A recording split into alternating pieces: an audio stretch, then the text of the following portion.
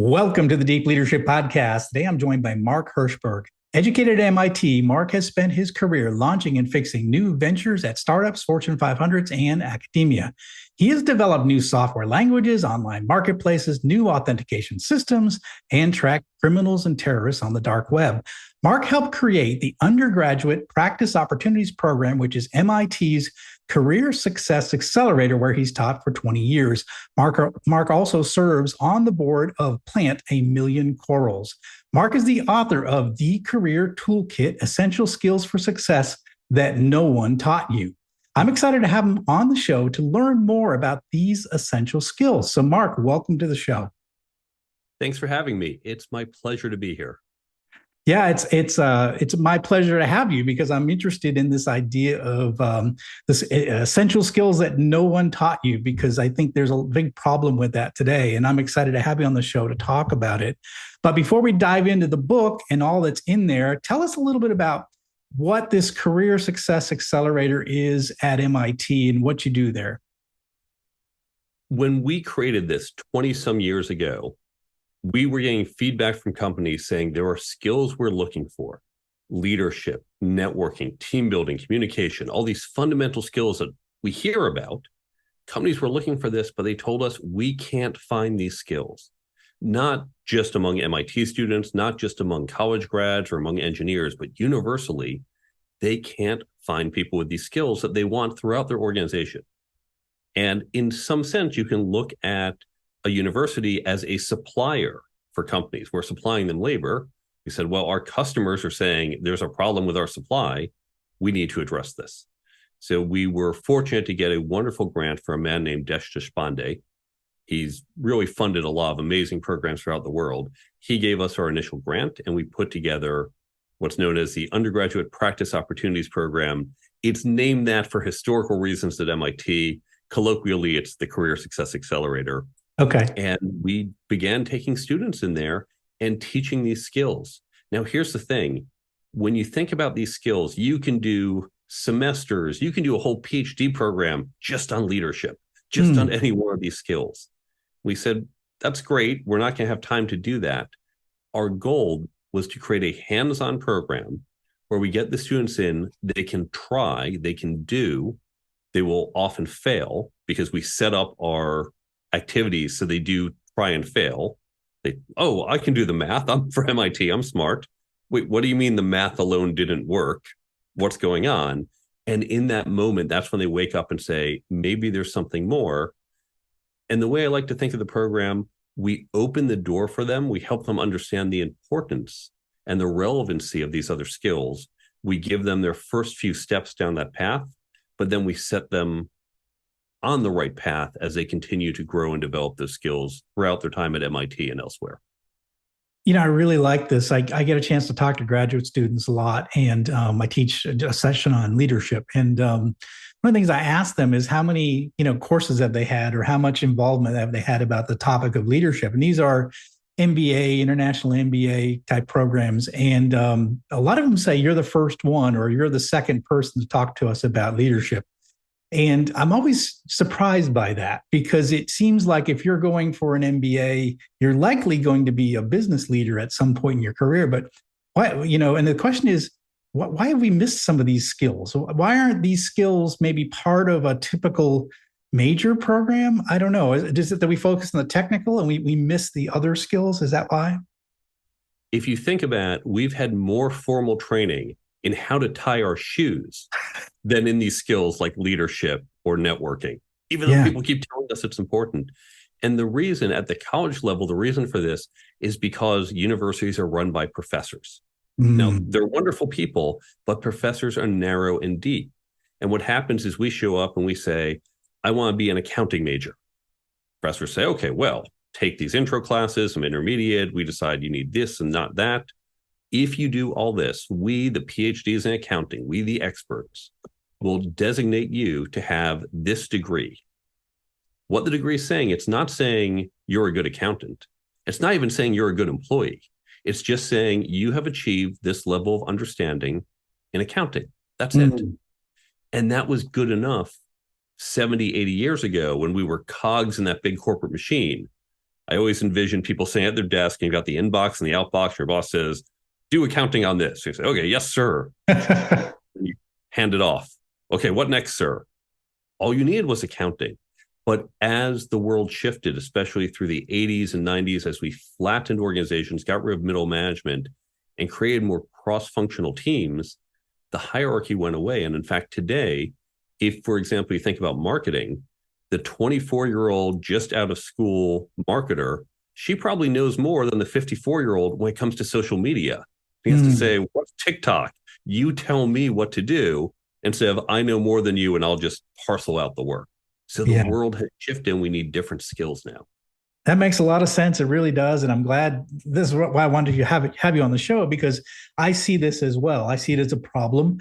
And I'm really excited that, well, first, MIT has done something about it, but also you've written a book about it, which is helpful for those of us who maybe didn't or can't go to MIT. So, but talk to us about the book. The book is called The Career Toolkit, Essential Skills for Success That No One Taught You. Now, who did you write this book for? This is a general audience book. I would define it as white collar workers 20 to 40. Although I get a lot of feedback from people in their 40s, even 50s, and a few in their 60s who have said, what a great book. I wish I had this 30 years ago. And that's fine, because as long as you can say, I wish I could be better at this tomorrow, it would be impactful, then the book can help you. The book itself, now it's not written for engineers. Our course at MIT, we're a little engineering oriented, but there's nothing engineering or science specific. These are general skills, 10 skills, 10 chapters. And the skills, you've seen this list before. Now, you've probably seen lists anywhere from about 5 to 50 topics. And it's really just how you're dividing up the bucket. But we put into 10 skills, and they're broken down as follows. Section 1, 3 chapters. Chapter 1, how to create and execute a career plan. And by the way, even if you're a CEO, even if you're an owner, you still need a career plan. Your title might not change, but you need to worry about your growth. Chapter 2 is working effectively, skills like managing your manager, understanding corporate culture, corporate politics. Chapter 3 is interviewing. And now here's another skill. There's lots of support for how you interview as a candidate, but many of us have to hire other people. And again, zero training how to hire others. Yes. Section 2, leadership and management, chapter on leadership, and then chapter on people management, and one on process management. They are separate skills, although go together quite a bit. And then the third section, interpersonal dynamics, has 4 chapters: communication, networking, negotiations, and ethics. These are powerful. I mean, all of these things I use every day as a business leader. And yet, again, it's one of those things you think back and you're like, I don't remember anyone teaching me this stuff in school, you know. Fortunately, I was in the military and they did teach leadership. So we went to leadership classes, how to learn how to be an effective leader. So I had a little advantage there, but I certainly didn't get any in my undergraduate. My mechanical engineering degree did not have any courses on leadership at all. So and it's interesting because, typically people who end up, with technical degrees end up managing technical people sometime in their career, which again, there's something missing there. There's a gap in terms of the skills that are being taught. There is, and we just assume people will naturally get through osmosis. Yeah. Unfortunately, they don't. A few do, many don't. But you can actually train up not only yourself, but your staff. And on my website, I have a number of free downloads. I don't even gate it with your email. So you just download. I don't know you download. You don't have to sign up for anything. One of the first downloads is how to create a program similar to what we did at MIT, because you can do this in your organization. A lot of the learning we're trained for is broadcast learning. And that's what's going on right now. You and I are speaking, and there are many people listening to us, but not interacting. That's what many of our classes were like. You had the professor up front, and if you're like in my classes, you were just scribbling down notes as fast as you could. It's reading, it's listening. But the way we built this program at MIT and what you can do in your organizations is interactive, hands-on learning and discussion. Because the truth is, these skills, it's not like learning the periodic table in chemistry. It's more like learning sports. I Mm. can teach you the rules to a certain sport in a matter of minutes or an hour, but to actually get good at, you have to practice. You have to run drills. You need to scrimmage. You need to reflect on your games. You need to get feedback. And that's what's true of these skills.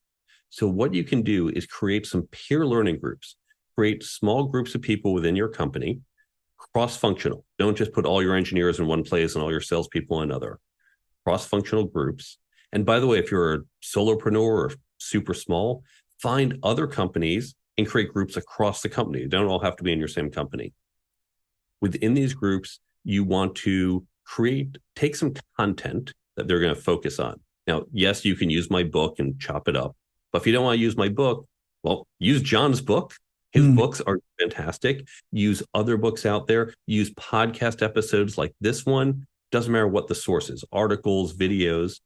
You come together, you've read a few pages of the book, you've listened to the podcast episode, and now you have that discussion because it's in that discussion that you learn. And we're going to talk about, for example, you might have something in your books, a prior experience, a leadership challenge you had. And we can all talk about it. This is what we do in business schools, case studies. Well, what you do, here's what I would do. Oh, your approach is different. I never would have thought of that. And maybe your leadership style doesn't resonate with me, but even just knowing about it, saying, wow, there's a different approach, helps me expand my leadership capabilities. Now, if you do this, by the way, and remember, this is all free. Maybe you buy books for people, but again, you can use free content. You get 4 amazing benefits. First, you're going to upskill your team. You're going to build in these skills for everyone on your team. Second, you are engaging your employees. And we know today, as we're recording this in 2023, employees are saying it's not just the paycheck. We want companies who support us, who train us, who care about us. So you're creating that engagement that will help with your retention. Third, you are fostering internal networks. Because you have people from different groups who might not otherwise interact, you're building those relationships, and internal networking is so important to individual success and organizational success. And finally, you're creating a common language. So for example, if the book you chose was Good to Great, well, afterwards you can say, hey, hedgehog model. Everyone says, oh, right, hedgehog model. I know exactly what you mean. So these 4 things, you get them all, and it costs you nothing. I love that. And thanks for picking one of my favorite books. And I know the hedgehog reference. So thank you. But no, I think it's really good. And like you said, we're developing our team. And, people say to me, well, how do I develop my organization? How do I get my people more engaged? Well, this is an example of engaging your team and teaching skills that help them be more effective in their life, whether it's with your company or not. And you're helping them grow as individuals and to become better as individuals. And you're engaging them, they're engaging you. And I love the idea of raising everybody up together and having this common language that you learn, because that's one of the things that, again, one of the things I talk about in my books is that when you go through, well, in particular, you go through tough times with a group, right? You all have that common, you share these common experiences, right? That your bonds get greater when you have these shared experiences. And so the more that we can create these shared experiences with our team, the more we're going to have a deeper bond. And I like this idea of a way to develop skills, but also deepen the bonds within the team. I like that a lot. And if you think about it, we're all trying to improve. I often give the example, what if every negotiation you had got 2% better? What would that do to you personally, your bottom line? But now imagine to your organization, it's not just your negotiations, but all your employees' negotiations with external parties, but even with each other, because we often negotiate with coworkers. And what if it's not just your negotiations, but your leadership, your communication, your teamwork? If everyone in your organization got just a little bit better, what is that going to do to the success and outcome of your company? Yeah, absolutely. That's exactly right. And you're right. We're all doing these things at some point in our career, and it doesn't matter where you're at in the organization. You might say, well, leadership, maybe somebody on the factory floor isn't leading on a regular basis.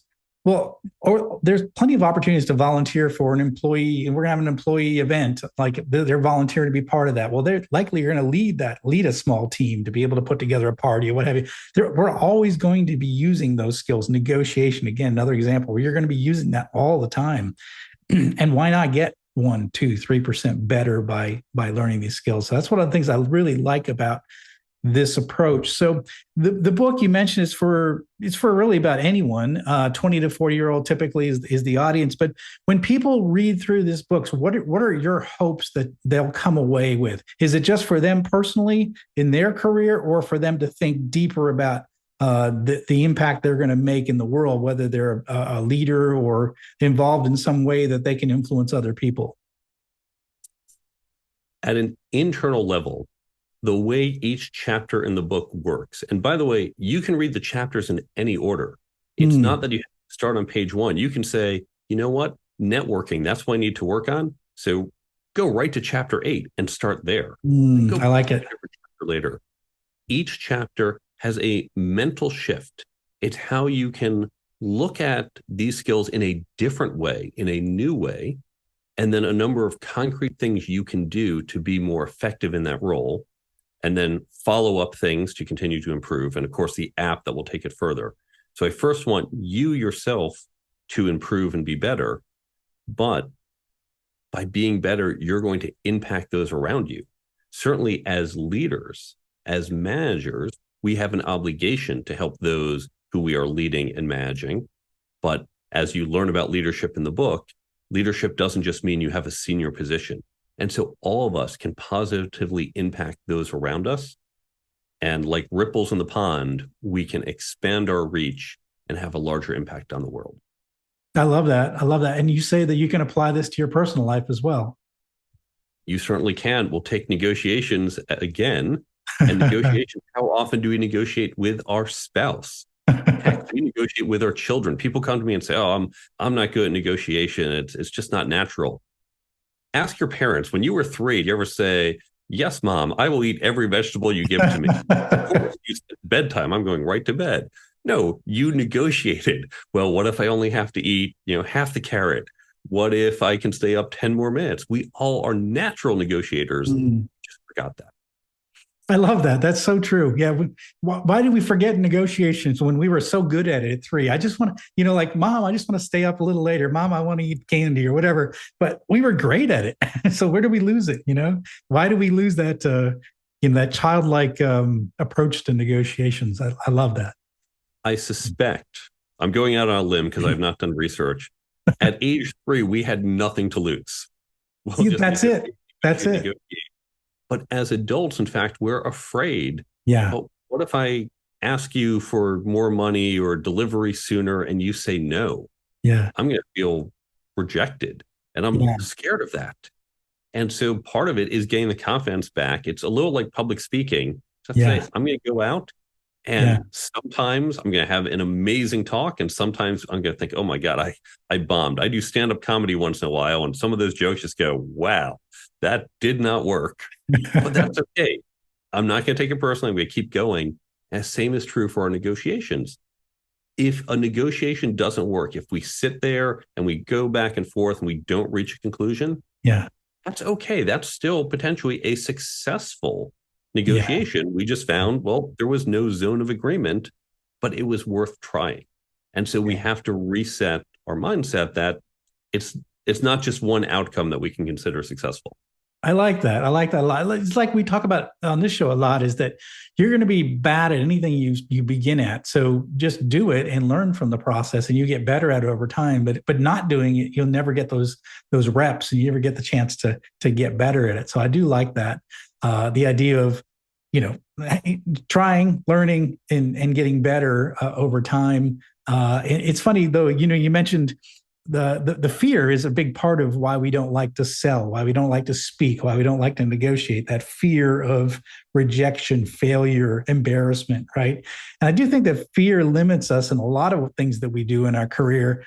And for listeners who are listening in, I'll just tell you that the best things you can do are to try things that you're afraid of. and learn and make those mistakes and trip and fall on your face, because every one of those failures is an opportunity to learn and an opportunity to get better. But if you don't take those risks, if you don't take that chance, you're never going to get that opportunity to learn. So I do like that part of this, which is, here's a mindset shift that you should go into with respect to negotiations.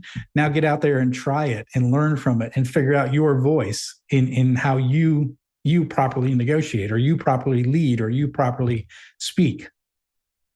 You're exactly right. And this goes back to that philosophy in MIT's class. In this program I gave you, you might not in your daily job have the opportunity to use each one of these skills. But that's why when you come together as a group and you have this discussion, well, that's a little like scrimmage. You can't always have the opportunity to say, oh, I'm going to try a new type of management. And then if you screw it up, 2 days later, say, well, time out, do over. That was practice. It doesn't count. But in this small group, you can talk about, I'm thinking of trying this. Has anyone tried something similar? What worked and what didn't? And what pitfalls should I look out for? So that gives us that safe place to play. And in fact, when you think about sports, we watch our teams on TV and we watch them for a couple hours a week. But most of the work happens long before they set foot on the field. It's all that training and preparation. But in our workplace, we're on the field all the time. We rarely step back and get training. And in fact, when we do, it's usually our manager says, oh, congratulations, we're sending you to a 2-day training program. Yeah. Imagine if the coach said, welcome to the team. Before we start the season, I'm going to send you to a 2-day sports clinic. Okay, welcome back. Fantastic. You're ready for the whole season. No, don't bother showing up to practice. You got 2 days of training. You're set. Yeah. So we need to employ similar techniques for that just small, regular, incremental training. That's how we're going to get better. I love that. We're in a team sport. We need to train as a team. It makes a lot of sense versus individual training and then trying to bring everybody's individual skills. Again, we don't get that shared experience, that common language. We miss out on it when we don't do it as a team. So that's an important part of this program. So the other thing I was going to ask you, as you mentioned it, is that you created an app as part of this book. Tell me why. It's interesting. Why did you create an app? How does it work? What's the purpose of the app, and how has it evolved over time? I created the free Brain Bump app. Now, here's the thing I saw with my students. They come and do the class, and we're doing these interactive sessions, and they learn and say, wow, this is great. Maybe they're taking a few notes, not so much because it's not a traditional lecture class. And as soon as that last class takes place and they walk out the door, I swear I could see the information just spilling out of their ears, never to be remembered again. How often do people read books like mine, like others, like yours, and you say, wow, this is great, but how much do you remember a month later? How much of this episode are you going to remember even 3 days later? That's a problem. We put all this time in, and yet we forget. So I want to make that useful and valuable. Now, we know one of the best ways to learn, spaced repetition, fancy name for open the book again before the test, or use flashcards. But we're adults. We don't do that. There's no test. So I wanted to come up with a way where we can make the information memorable and accessible. And that's what Brain Bump does. It takes the key points from books, blogs, podcasts, talks, classes, puts them into the app. So think of little tip cards. They're all tagged by topic, and you can use it one of two ways. If you're reading my book, for example, you might say, well, I'm a new manager. I'm reading these management techniques. You can set it up so at 9 a.m. each day, you get a little pop-up. You don't even have to open the app. It just pops up and, oh, right, that's one of the things I read in the book. Okay, great, swipe, done. Yeah. And just by seeing it over and over, when and where it's relevant, you start to retain it. Later on, we have mostly business content, but you can imagine as we expand our content, if there are marriage tips, you might want that at 6 p.m., right as you go home to your spouse. On the ride home. And so it just takes 2 seconds a day. You just need to look at the pop-up, say, right, yep, good, swipe, done. But 2 seconds a day greatly improves the retention of the content you're using. Now, the other way to use the app is in a just-in-time feature. Imagine you're walking into a conference. Now, you've read my chapter on networking, let's say, but where did you read it? At home. And where do you need it? Right now at the conference, there's a disconnect. So imagine you say, well, I'm just going to pull the phone out of my pocket, open the app, tap networking because everything's tagged by topic. And there are all the networking tips. So quickly flip through them right before you go into the room, and you've got them all top of mind. That's what the Brain Bump app does. It is completely free. All the content is free, and it lets you access the information you're learning from the sources we have. And in the 2.0 version that is coming out in the fall of 2023, you'll be able to add your own content. Even if we haven't done that book or that podcast yet, you can add your own tips. You can import your Kindle highlights. So you've got what you need when and where you need it. I love it. I love it. That makes a lot of sense because I think you're right. We tend to have this one and done mindset. We read a book and then we're off to the races. We go to a course, a couple of day course, and we come back to work. And those if I think about my 22-year corporate career, I've been to hundreds and hundreds of training programs, and I have nothing to show for it other than maybe it might be in the gray matter somewhere. I could probably dig up an idea from one of those courses. So the idea of being able to put things in a place where it can remind you of some of those key lessons. And you're not going to put every slide inside this app, I would imagine, but the things that really stood out from you, like, oh, shoot, that is something that I never want to forget. That's a really important tip or a very important idea or a way of thinking about something. And that's the ones you want to put in there that eventually will, keep reminding you of those ideas. I really like that. I would take notes on the books I've read or at conferences, but then I'd never go back and look at those notes. Yeah. And so this is what, by putting them in your pocket and even having that passive spaced repetition, you're going to get better use out of all that effort. Man. So you say the app is free and it's available on app stores. Is that right? It is Brain Bump, completely free, Android and iPhone stores, or you can go to brainbumpapp.com. That's brainbumpapp.com. And there you can see how to use the app, where to download. Again, on the iPhone and Android stores, 100% free. Oh, that's great. Again, listeners, this is why you listen to the show. You find so many free things that you can get. The show is free. And every time you listen, there's typically one free piece of information, free app that you can get if you listen in. And again, we're going to put that link in the show notes below. Click on the links below. You're going to get to these free resources. That's why we do this show, so you can have tools that'll help you become a better boss. I absolutely love this. Mark, how can people, what final message would you like to leave with our listeners right now? Is to remember that learning these skills is not a solo activity. Skills are best learned in groups because you will get those different perspectives. It also helps you stay on task and not, I'm busy and I don't have time to keep up with it.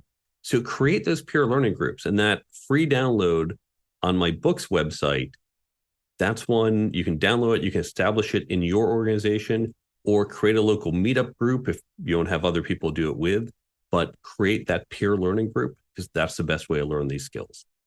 I love it. I love it. Such great, good advice, ways to get better. I love this idea of doing it as a group, a peer learning group. Again, those shared experiences, and you build a team, you build a common language. I like that part of this. Mark, how can people find out more about you, the book, and the website where you have a lot more free resources? Well, I gave one website already, brainbumpapp.com for the app. Now for the book and for me, go to the careertoolkitbook.com. And on that website, you can learn more about the book. You can get in touch with me. You can follow me on social media or read the articles I put out every week. But there's also free resources on the resources page at thecareertoolkitbook.com. Everything there you can download for free. I'm not gating it. There's nothing to buy. And we've got these wonderful tools, including the peer learning that we just talked about, but other resources for hiring, for interviewing, for thinking about your career, all free. And all of that is at thecareertoolkitbook.com. Well, fantastic. We'll put a link in the show notes for that resource and also for the app. I've been through the website. It's fantastic. It's fully loaded with so much content out that again is free. You can access it. You can learn these skills. and you can get better at your job. And again, follow the links below in the show notes. Get with Mark's resources, learn from his techniques. And yeah, you can be a better leader and you learn skills that you never were taught in school. So that's one thing that's a really essential part of this particular discussion is we weren't taught many of these things, and we can learn them, but we've got to focus on making sure that we know what they are and how to learn about them, learn more about them. So there's a great resource. The book is called The Career Toolkit, Essential Skills for Success That No One Taught You. And follow the link below if you want to get that book, or go to Mark's website and get more information off his website. Mark, I want to thank you for coming on the show and sharing all of this information, because I think we are going to be better because of it. Thanks again for having me, and I wish everyone success in their careers. I love it. Thanks again. Well, that's it for today. Thank you for listening to Deep Leadership. If you like this podcast, please subscribe and share so we can continue to build a world with better bosses. Until next time, this is John Rennie saying take care and lead well.